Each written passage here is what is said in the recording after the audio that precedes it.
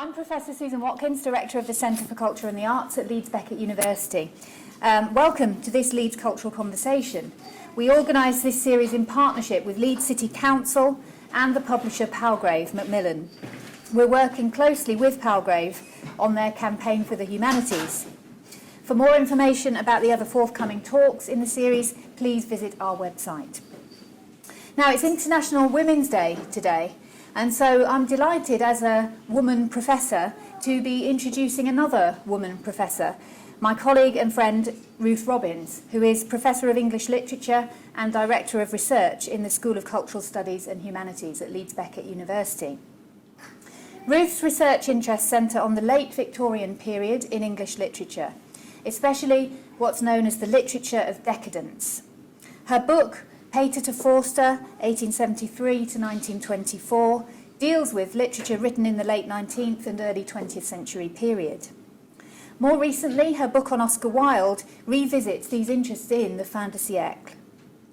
Additionally, she is author of Literary Feminisms and also Subjectivity, which cover her interests in feminism and women's writing and autobiographical writing, respectively.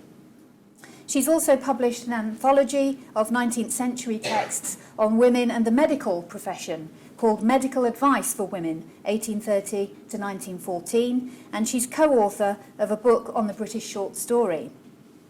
Her next large project will be a cultural study of the figure of the dancer in the art, literature and culture of the late 19th and early 20th centuries. Today, on International Women's Day, she will be speaking to us about a woman who caused a stir, to put it mildly, in her time. And the title of her talk is The Trials of Oscar Wilde's Salome, the Maud Allan Libel Case. Welcome, Ruth.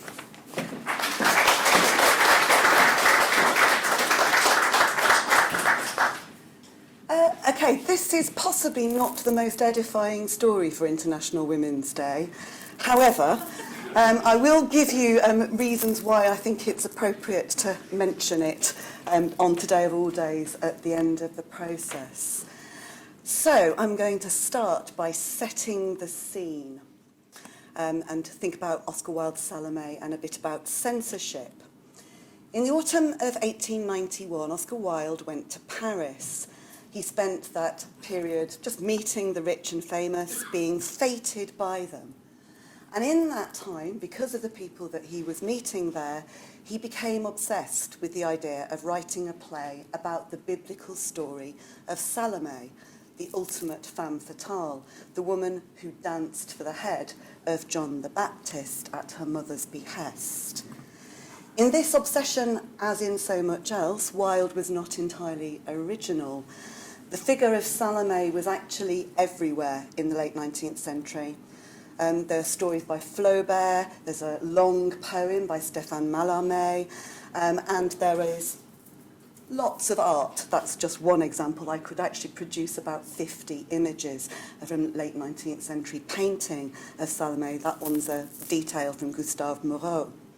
So these images all offer part of his inspiration for his vision of a play about a murderous, desiring female. His hope was that the great actress Sarah Bernhardt, there she is, being Cleopatra, would play the leading role in his drama, and it's probably for this reason that he decided to write Salome in French. He also clearly had an eye on the well-developed market for Orientalist fantasies, that space of the near, middle and far east, which the late 19th century certainly thought was the place where both the exotic and the erotic came together. When he completed his play, late in 1891, he showed it to Bernhardt, and she agreed to star in an English production, that is a production in England, but performed in French, the following year. And rehearsals were actually underway at the Palace Theatre in London when the Lord Chancellor's office, which held the role of censor, stepped in. This play could not be performed in public, said the censor, because it contained biblical characters and was therefore blasphemous. Now, this was a bit of an excuse, it has to be said. It's not the blasphemy, I think, that bothered the censor. But that public statement was what was offered to Wilde, and it incensed Wilde enormously. He was furious. He had an interview with the French newspaper Le Gaulois, in which he said, "I'm going to renounce my British citizenship and become French instead." He didn't do this, but he said he was going to. Still, he couldn't really have been surprised that the play was banned. Oscar Wilde's Salome is a study in polymorphous perversity. It's filled with scandal, and his sonorous prose does very little to disguise that fact.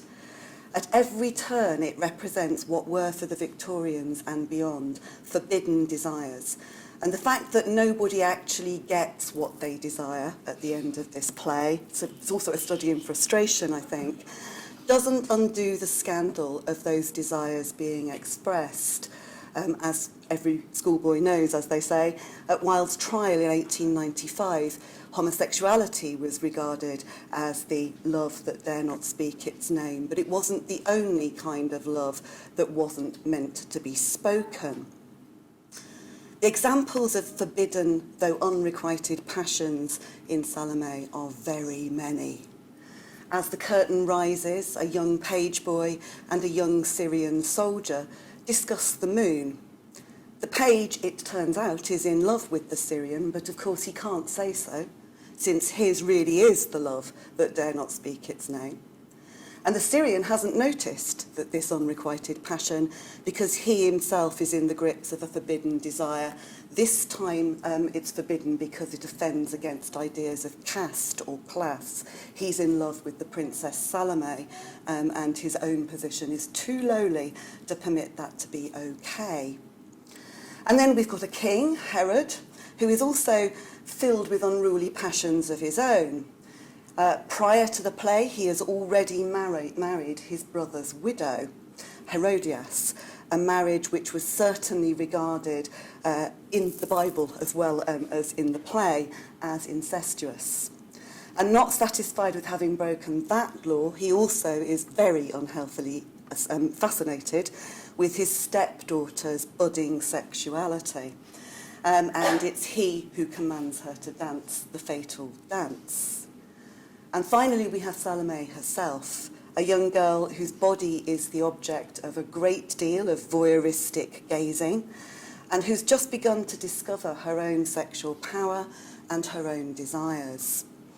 In this case, her desires are for the ascetic and virginal Yochanan, or John the Baptist, whom she obsessively seeks to possess and to seduce, and who rebuts her actually quite vigorously, which is the origin of her castrating revenge on him.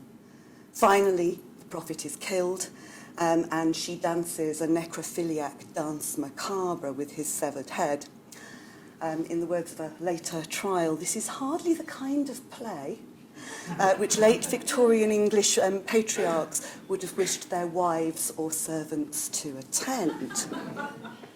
Now, Wilde didn't become a Frenchman, but he did arrange for his play to be published in France in 1892, and then again in England in 1893, in a translation by Lord Alfred Douglas, he of great fame as Wilde's lover and eventual cause of his spectacular downfall. Douglas is usually known as Bosie in Wilde's descriptions and discussions of him. The play's shocking nature was enhanced with what were clearly scandalous illustrations by a young artist named Aubrey Beardsley. The tailpiece actually did provoke comment in the press. And Wilde himself actually ended up being the butt of some of these illustrations. He's caricatured in figures there. I'm not sure how well you can see it, but at the top right hand of the left hand image, there's the moon, and that is a caricature of Wilde's face. And he's here, where in the Enter Herodias image, presenting Herodias to his public. Okay. The published play provoked some highly seasoned and vituperative reviews in its alleged offences against religion, sexual propriety and originality. Wilde was always being accused of plagiarism. It keeps happening to him, of which this is a particularly strong example. So Salome, we're told, is a mosaic, which is quite a neat metaphor. It places it very carefully in the ancient world. And it then goes through all the different voices who Wilde has plagiarised as part of this story. You will notice that most of them are French, and the one that isn't French is Belgian, and they're all French-speaking, and this is a way, basically, of saying that Wilde's art is nasty and foreign and French. But the bit I really want from that quotation is the last bit that I've put in bold, that Wilde's Salome is the daughter of too many fathers. She is the victim of heredity. Her bones want strength, her flesh wants vitality, her blood is polluted. There is no passion in her. Now, so the play being defined as plagiaristic, it's being defined as nasty and foreign and degenerate, and that notion of degeneracy comes out really strongly in that last phrase, that it's tainted blood that is part of this story. And that phrase will come back to haunt the play when we get to the trial. There is a second review I wanted just briefly to bring to your attention. She's actually written by Lord Alfred Douglas himself, and it's not surprising that Douglas was in favour of the play, but the terms of his approval are also quite well worth looking at. So, this is from The Spirit Lamp, which was a short-lived undergraduate magazine at Oxford. And this is what Douglas has to say about it. I suppose the play is unhealthy, morbid, unwholesome, and un-English. Ça va sans dire. That goes without saying. It's certainly un-English because it's written in French, and therefore unwholesome to the average Englishman who can't digest French. Well, what can you say? It's probably morbid and unhealthy, for there is no representation of quiet domestic life. Nobody slaps anybody else on the back all through the play, and there is not a single reference to roast beef from one end of the dialogue to the other. And although it's true that there is a reference to Christianity, there are no muscular Christians.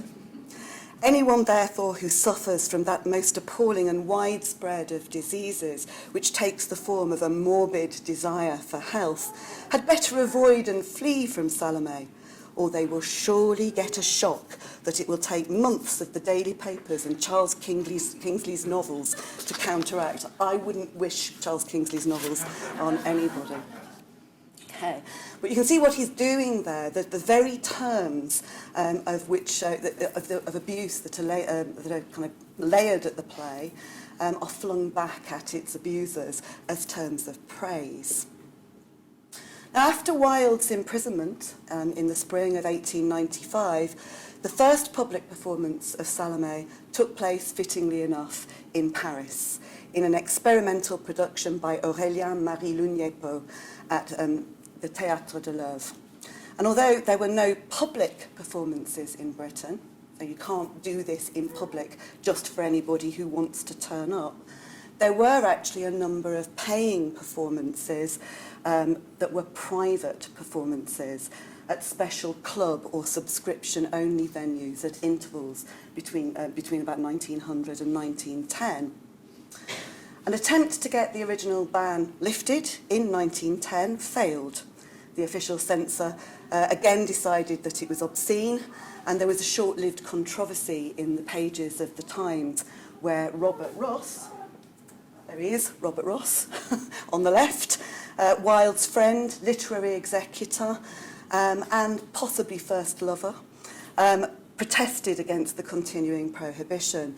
The reason Jack Grine is there on the right is he will appear in the trials, but he's also the person who was trying to get the play put on. Okay. So it was decided that, it's still obscene. And then there was a further attempt to get the play licensed in 1918. This seems to me to be quite a bad moment to be thinking about doing experimental drama, but hey. And fascinatingly, the official censor thinks that this might be okay, actually. In 1918, it might actually be all right to do this play. And he goes through the possible objections to Salome's content. The first objection is that it contains biblical characters, but that's no longer an issue. There have been other plays licensed with biblical characters in it, which actually shows that excuse was a pretext in 1891 or two. So it's not a religious play, says G.S. Street, the censor. He doesn't care, it doesn't matter very much. Then there's the problem of language, that the language of the play might shock some people in the audience. But Street says, by standards of common decency, there is no obscene language. It's not a problem at all. And finally, the last objection to the play might be that it is unnecessarily violent. I mean, it does end with a decapitation and a murder. So, you know, there is a certain amount of violence in it. And he says, you know, a third objection is the horror of the end. But the Lord Chamberlain has decided that it is not a sufficient objection in such plays as those of the Grand Guignol. Personally, I think the audience should not see the severed head. That could easily be managed, and I should advise that condition to be made. Okay. And he went on to say that the play's actually had a very respectable afterlife. It's been the basis of an opera by Richard Strauss, which has been performed in London. So why not put the play on as it was originally written? And a certain dancer called Maud Allan has enjoyed an enormous success with this, a dance based on the play called The Vision of Salome. So it seems silly to keep it banned. So he recommended that the ban be lifted, but in the event, the Lord Chancellor's advisory board decided against it, on the grounds that, and this is where the libel trial comes in, an action for libel had just been undertaken in relation to the private performance of this play, and therefore it was sub judice, and they weren't going to give it a licence at this point. So, what was happening with that? Enter Maud Allan. That's not Maud Allan. This is, by the way, is a very famous mistaken identity photograph. It's not Oscar Wilde dressed up as a woman pretending to be Salome. It's a German opera singer playing in Richard Strauss's opera. Okay. Early in the year 1895, the year of Wilde's arrest and imprisonment, a young woman called Beulah Maud Durant, Canadian by birth, arrived by way of San Francisco, where her family had settled in Berlin. To be finished, that's the phrase that was being used, as was appropriate for young women of her age and class.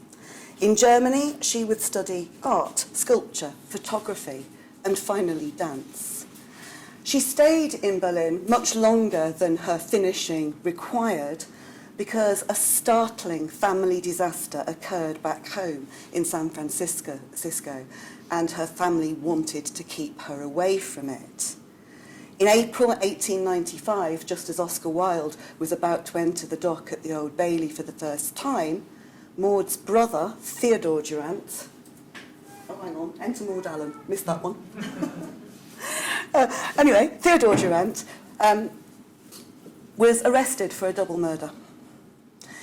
In the cupboards of the local Baptist church and in the belfry were discovered two bodies. 23-year-old Minnie Williams was found first. She was naked. She had been hacked to death. It is possible that some of her wounds were post-mortem. Her friend Blanche Lamont was found after a search of the church, also naked and laid out as if for medical examination. Shades of Jack the Ripper, I think. Theodore Durant was immediately arrested and tried for these two murders in the subsequent months. There is very little doubt that he was guilty. I'm not at all concerned about his guilt. The circumstantial evidence was overwhelming, and he was convicted and sentenced to hang. There were appeals based on the idea that the jury had been infected by rumours outside the courtroom.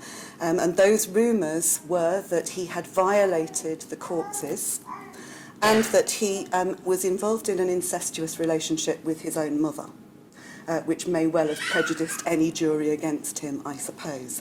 But the appeals failed and he was executed in late 1895.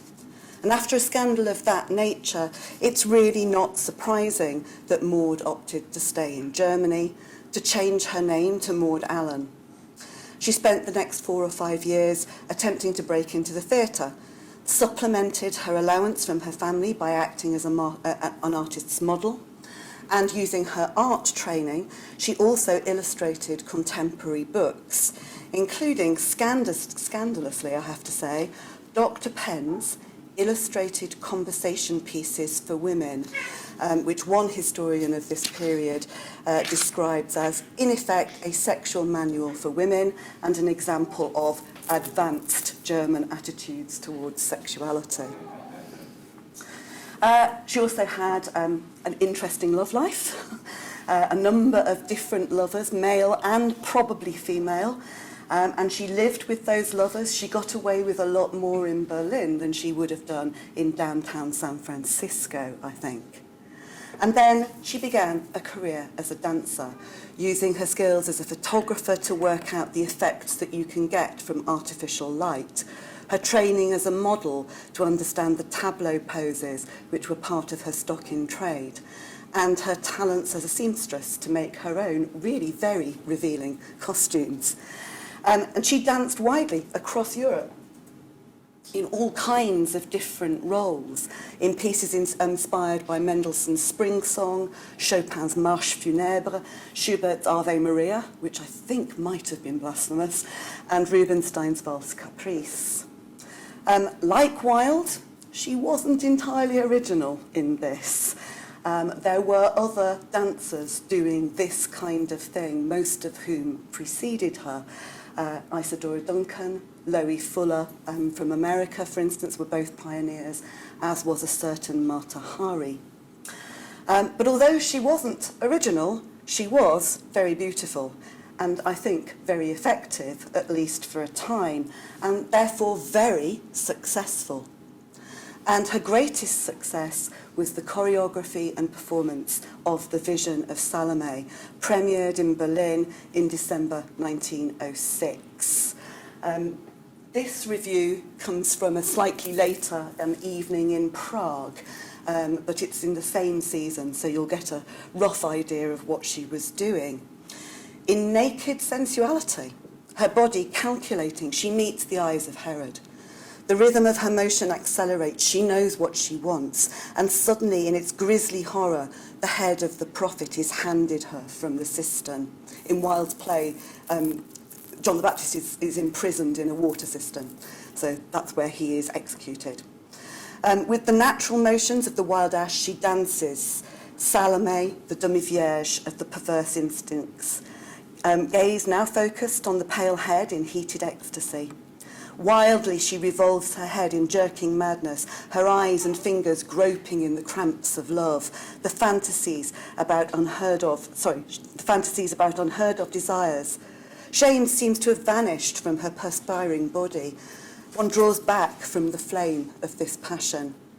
Finally, abrupt shock overcomes her, freezes her motion, forces her to lay aside the dead head and to be paralysed in the numb pose of shameless disgust.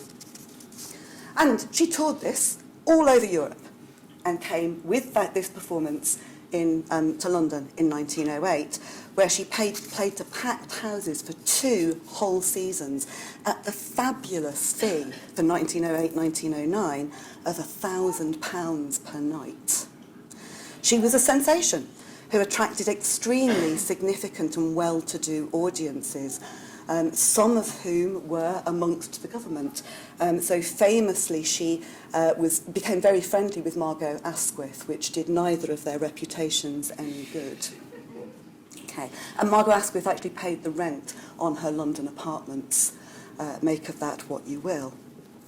But it was actually quite a short-lived sensation. for various reasons. She just couldn't repeat the success. And by 1910, Salomania, as it was known, was pretty much over.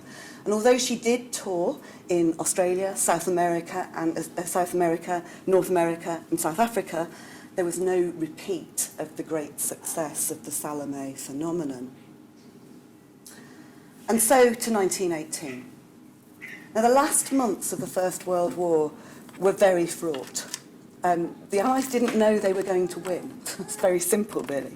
German army had actually renewed its strength following the Russian Revolution of 1917, which meant that the Germans weren't fighting on two fronts anymore, so they all got on their trains and came to the Western Front. There'd been a mutiny in the French army, and an early German offensive in 1918 almost brought the Germans to Paris, reliving the horrors of 1870 to 71. America had joined the war, but actually hadn't turned up in large numbers as yet. So this was, I think, quite an odd time to be attempting to stage experimental theatre in London. Nonetheless, theatre director and critic Jack Grine, naturalised Englishman by way of Holland, as part of his rehearsal of possible touring pieces to take as official propaganda to the neutral countries of Europe, requested from the Lord Chancellor's office the right to perform Salome in public. Knowing that it probably wouldn't get through, he determined to rehearse the touring pieces by putting on some private performances in London in April 1918. And advertisements to this effect appeared in the London press in February 1918. Meanwhile, there he is, on the left, and indeed the right, Noel Pemberton-Billing. Noel Pemberton-Billing was a very right-wing, independent MP, and he was continuing a long-standing campaign about public morality in his chillingly proto-fascistic publications, The Imperialist, which he then renamed The Vigilante. Billing saw enemy aliens everywhere. He believed, possibly more for publicity purposes than sincerely, in a Jewish-German conspiracy to undermine the war effort, the Allied war effort, by concerted, covert, sexual blackmail. Okay? The plot, he said, involved everybody. It's just, from the Prime Minister downwards, really. And he was supported in his beliefs, if that's what they were, by a range of right-wing demagogues, including Arnold White, editor of the far-right nationalist journal, the English Review. Writing for Billing's The Imperialist in 1916, White had alleged that the war effort was being hampered by unrestrained sexual vice in the highest social circles. Vice which was being propagated by German secret agents to undo the masculinity of the virile British and so on. It has resonances that run all the way through the 20th century, of course. In their vitriolic journalism, White and Billing actually very deliberately named names. Particularly, they named the names of anybody in public life who had a German name or had German or Jewish, or possibly both, ancestry somewhere in their family trees. And their tactic was they wanted to provoke libel actions so that their allegations could be aired publicly in court and reach much wider audiences than the small circulations of their lunatic publications could possibly reach. They alleged that the Germans had in their possession a black book naming 47,000 British citizens whose morale was potentially being undermined by these covert blackmailing tactics. But in 1916, most people just said this is the lunatic fringe, and nobody actually bit, nobody took an action for libel. So that campaign seemed to have reached an impasse. And then, after the adverts for Salome had appeared, the novelist Marie Corelli wrote to the offices of the Vigilante magazine, enclosing a copy of the advert for Grimes' Salome from the Times, and suggesting that Billing should act. Private, she wrote. Dear Mr. Billing, I think it would be well to secure a list of the subscribers to this new upholding of the Wilde cult among the 47,000. Yours sincerely, Marie Corelli. Why private performance is her PS. Well, obviously it's a private performance because it can't be performed in public. It doesn't have a licence. But when the letter arrived in the office, the deputy editor, Captain Harold Spencer, former soldier, discharged from the army because he was mad. There's no doubt about it. He was paranoid. He'd had hallucinations. They'd suggested that he resigned his commission. Anyway, he saw an opportunity to, revivify that anti-decadent, anti-foreigner, anti-Jewish, anti-homosexual campaign. So on the 16th of February 1918, the Vigilante, and if you're of a nervous disposition, watch out for this now, the Vigilante carried the following boxed headline, and it was very deliberately about making it stand out as far as possible. The cult of the clitoris. To be a member of Maud Allan's private performance in Oscar Wilde's Salome, one has to apply to a Mr. Letter of 9 Duke Street, Adelphi, West Central. If Scotland Yard were to seize the list of these members, I have no doubt that they would secure the names of several of the first 47,000. As Philip Hoare has commented, never before had a newspaper used such a salacious headline. Though its salacity, he also comments, was lost on most of its readers, few of whom knew the meaning of the term. Now, the fact that this was not a widely used word is actually part of the case against Allan, who, when she saw this headline, went straight to Grine and then to her solicitor. She was sent the headline by a kindly meaning vigilante reader. It's obviously provocative, I think. And she presented a libel for a case for obscene libel at Bow Street Magistrates Court.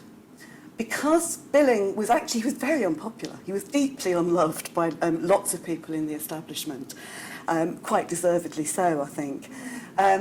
Because of that, because it was assumed that there was the possibility that there would be a breach of the peace on the basis of this obscene libel, the Crown took on the case. So the government decides we're going to get Billing.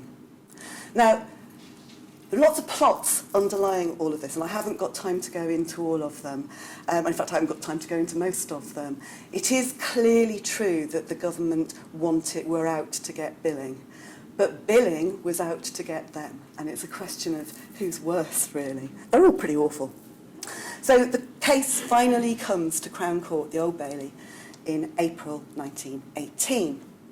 And it stands as one of the most phenomenally botched performances of a courtroom drama that there has ever been. Billing was a complete and utter showman. In his public persona, and this may remind you of somebody, he proclaimed himself as a man of the people who stood against the incompetent, decadent aristocracy who'd ruled Britain for too long, and was an opponent of both the professional politician and the professional lawyers, both of whom he suggested were always corrupt and always self-serving, in an implied contrast to his own perfectly disinterested motives. Yeah, right. As a moral crusader as well, this is a purity campaign. His credentials stand no scrutiny whatsoever. He was, I've taken it down, but he was regarded in his own time as good-looking. I've always found that the monocle is a bit of an off-putter, personally. But anyway, and he had a lot of affairs. He clearly had charisma with women, whom he preferred, in his own words, to be like his cars. You can finish that one for yourself. He'd had a very peripatetic career. including time on the stage in South Africa, where he'd also served in the Boer War.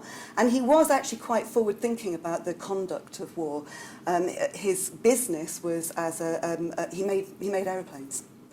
And his factory is actually one of the origins of the Spitfire factory. So he has importance beyond being on the lunatic fringe on the right. But, you know, he's compulsive self-publicist with a monocled eye on the main chance, I would say. And you have to assume that his motivation for pursuing this purity campaign was about seeking power, which he would never have been able to do by conventional means, because he was loathed, absolutely loathed, by both the main parties, the Liberals and the Tories.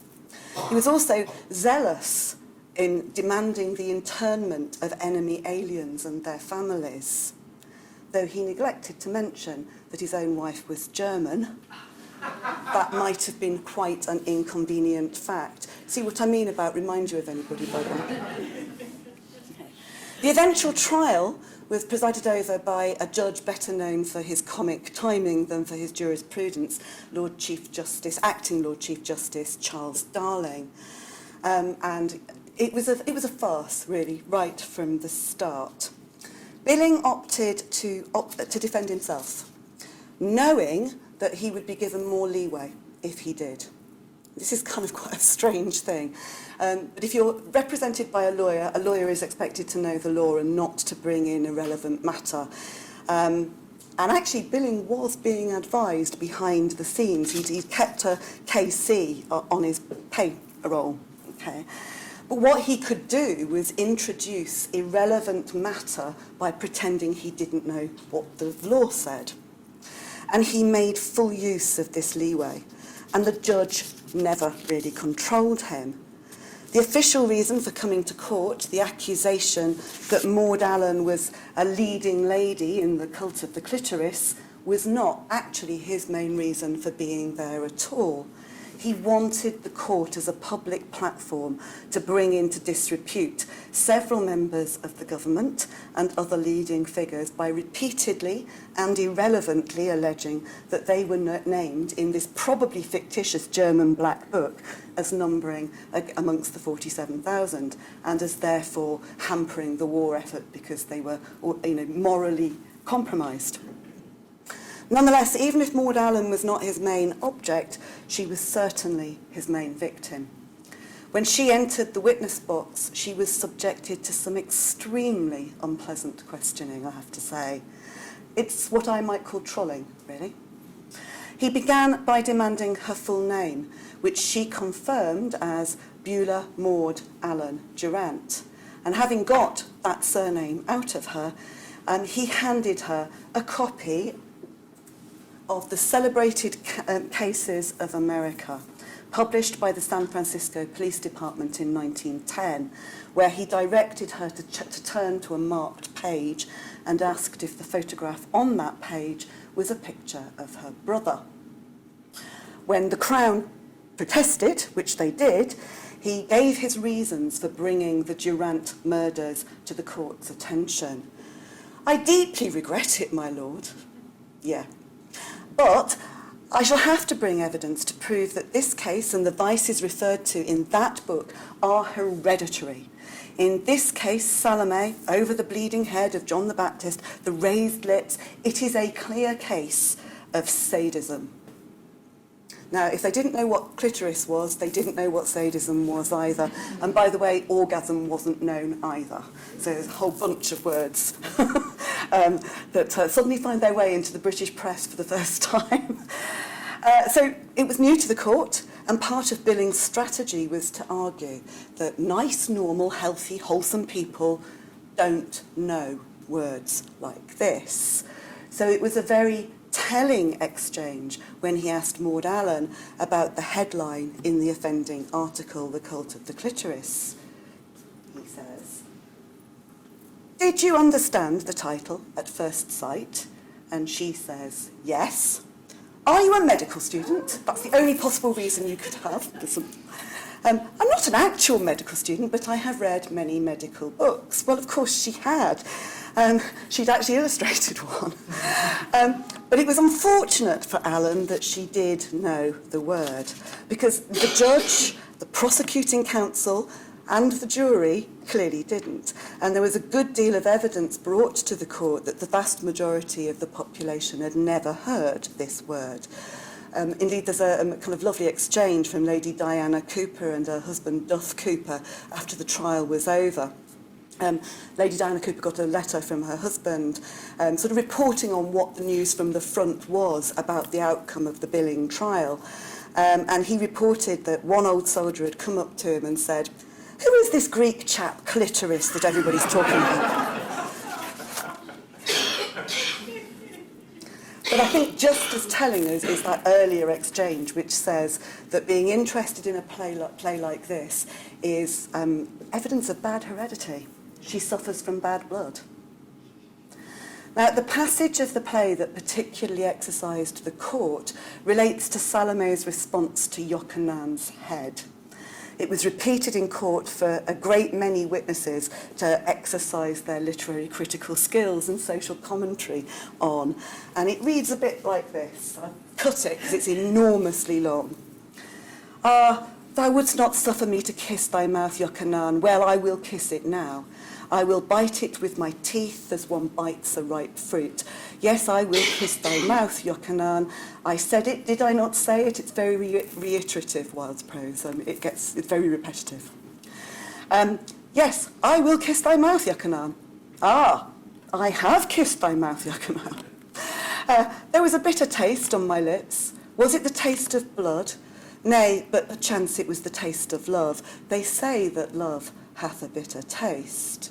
Now, we can't doubt that there is a sort of sexualised content to this scene, and that it's at least necrophiliac, if nothing else. That was a word they didn't know, by the way. Even Billing didn't bring that one in. But Maud Allan couldn't admit as much. In the circumstances of a trial of this kind, she's forced into contorted, disingenuous denials about the erotic potential of Wilde's words. So questioned on whether or not the repeated references to kissing a dead head, did she do it, first of all, when she was playing the part, does she do it? That must be sadistic and perverse. And then is it not grotesque to do so, to say that you're going to do so? Okay. And she said, in response to one of those exchanges, she says, well, you know, kissing isn't that bad. You kiss your father and your mother and you have no sexual lust. Yeah, it's not the same thing, I really don't think. She argued, and it really isn't effective, I think, that this was really a spiritual love that Salome felt for Yochanan. I do not understand that she loved him any other way than, if she loved him at all, with a quite pure love, as any girl would love a person. That is my feeling of it. It is every woman's privilege to fall in love. Salome fell in love with the holiness and beauty of this man, and she feels the insult of this man who treats her as a wanton and a harlot, which she was not. Well, no more successful in that defence than Wilde was in his defence of the love that dare not speak his name. So Billing brings in defence witness after defence witness to prove the obscenity of Wilde's play. There's a particularly fascinating exchange with a doctor called Cyril Cook, and it's utterly lunatic, actually. It's possibly the maddest thing I've ever seen in court. Which basically says, if you see Salome, you will all become raving sadists. Anyway, but I think the most sensational of the defence witnesses was Lord Alfred Douglas himself. After Wilde's death, Lord Alfred Douglas renounced his past. He got married to a poor woman called Olive Custance. It lasted precisely 8 months. I'm not at all surprised. He was a very, very unpleasant man, actually, Lord Alfred Douglas. And he spent the intervening years in an increasingly bitter feud with Wilde's other surviving lover, Robert Ross, the literary executor. Now, Ross won one libel battle with Douglas in 1905 over the publication of De Profundis. They were always fighting it out in court, these two. And he lost a second over his cooperation with Arthur Ransome on a biography of Wilde in 1913. But despite his avowed homosexuality, Ross was actually very respectable, and people didn't seem to mind. So not only had he rescued the Wilde estate from bankruptcy, therefore ensuring an income for Wilde's orphaned children, he also enjoyed a public career. At the time of the trials, he was actually the keeper of the Imperial War Museum. So kind of fairly astonishing fact in a way. So he might have been gay, but he was also accepted, which Douglas never, ever was. And Douglas couldn't stand it. He loathed Ross, and he agreed to appear in Billing's defence in the hope that Ross would also be brought into the court so they could rehearse their quarrel all over again. So Bosie, he comes into the witness box with really ulterior motives. As it happens, Ross never does appear at the Maud Allan trial. He was at this point dying of heart disease, and he in fact died shortly after the trial was over. Okay. Now Douglas's evidence was both powerful and wrong. It's an interesting mixture. It was unreliable in point of fact. He asserted that Wilde had written Salome as, that didn't happen, did it? Okay. It did now. He'd written Salome as an exercise. No, I've gone up one. Sorry. Yeah, there we are. As an exercise in deliberate sadism and perversity. And he argued that Wilde had written it with Richard Krafft-Ebing's Psychopathia Sexualis, which is one of the first taxonomies of sexual behaviour, at his side. This is wrong. Psychopathia Sexualis was actually published in 1893, and Wilde had already written the play. Nobody picks this up. Nobody mentions this at the trial. And then he has a lot to say about Wilde's intentions in writing the play, which had a lot of force, of course, because Wilde was known to have been Douglas's friend, at least. So he says, I translated the play from the French, which he did very badly, by the way, and I had many conversations with Wilde about it, and I have a very particular knowledge of what he meant by the play. He intended the play to be an exhibition of perverted sexual passion, excited in a young girl. And there are other things in it. There is one passage which is sodomitic. Wilde was a man who cloaked up those things in flowery language. But the flowery language doesn't disguise the intentions, and the intentions are pornographic, says Douglas. And the most recent edition of the play in 1918 was one in which Ross had written the preface, and it got laughter in court about him saying that Wilde had a high reputation wherever English is not spoken, which is true. He was actually very, feted on the continent. But the thing that really did damage, I think, was Ross's statement that the play, within 2 years of Wilde's death, the play had played in Berlin for 200 nights, an unprecedented run for the Prussian capital, Ross wrote. And what the implication of quoting that was about was turning a French play by an Irishman into anti-German propaganda. Now, it wouldn't have mattered. None of this stuff would have mattered if Lord Justice Darling hadn't mishandled the case so badly. During the 5 days of the case, he allowed Billing to bring into court lots of evidence that was entirely irrelevant to the key question of whether or not Maud Allan had been libelled. A number of his witnesses focused not on the play at all, nor on Allan's performances, but on the German Black Book. And in the hysterical times in which the play took place, the constant hints that the government was failing the fighting man, it just turned the jury. So at the end of the process, Billing was acquitted, which is not a great moment, really. And the damage this does is really quite significant. By 1918, Maud Allan was 45, which is quite elderly for a dancer, I suppose, and it's unlikely that she would ever have retrieved the heights of fame that she'd enjoyed with the vision of Salome. But the notoriety of the case cut her off from any chance she might have had in any branch of the legitimate theatre. She lived for another 30 years, fading gently out of public notice, except for the occasional newspaper article or interview. There were some reviews of her fabulously, unreliable memoirs, for instance. Billing might also have had cause to regret going into court. Although he won the case, he was still a political outsider.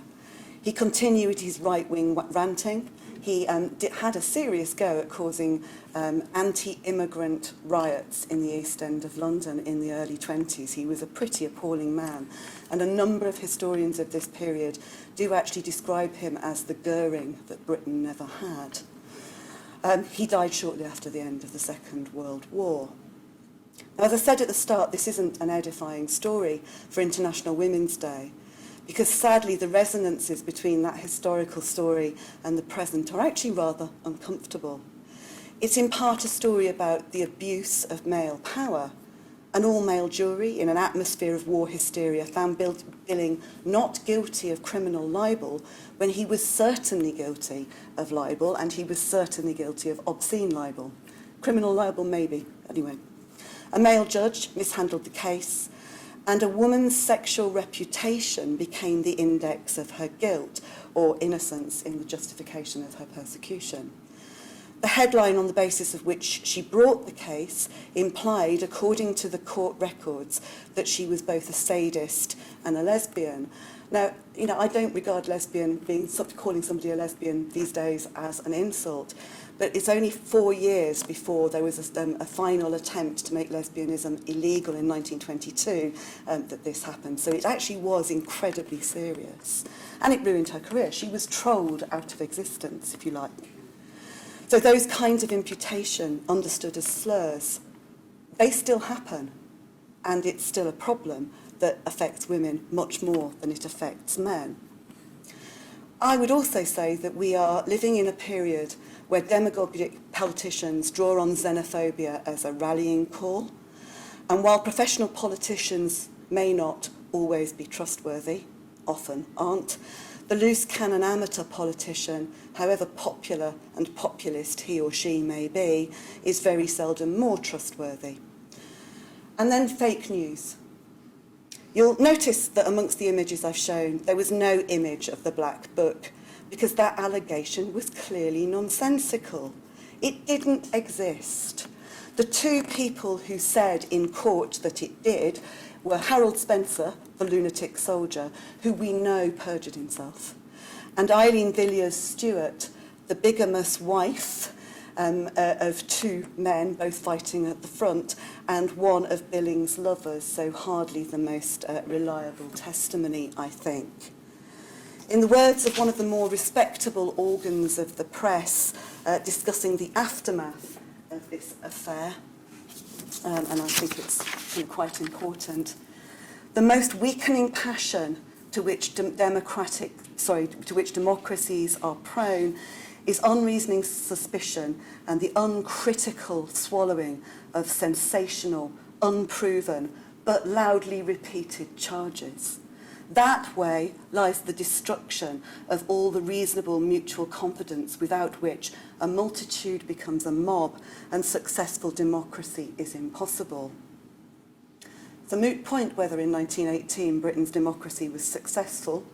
Women, of course, were not part of it, successful or otherwise.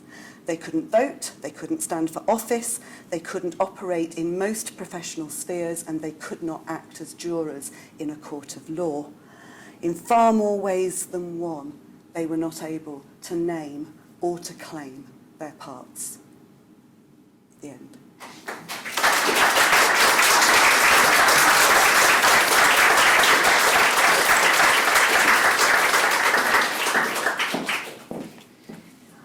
Okay, I'm sure sure Ruth would be happy to answer questions. I'm sorry about the quality of some of the visuals.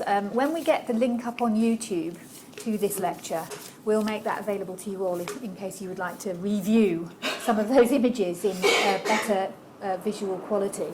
So, any questions for Ruth, please? Yes. What I knew about Salome, the version I knew was that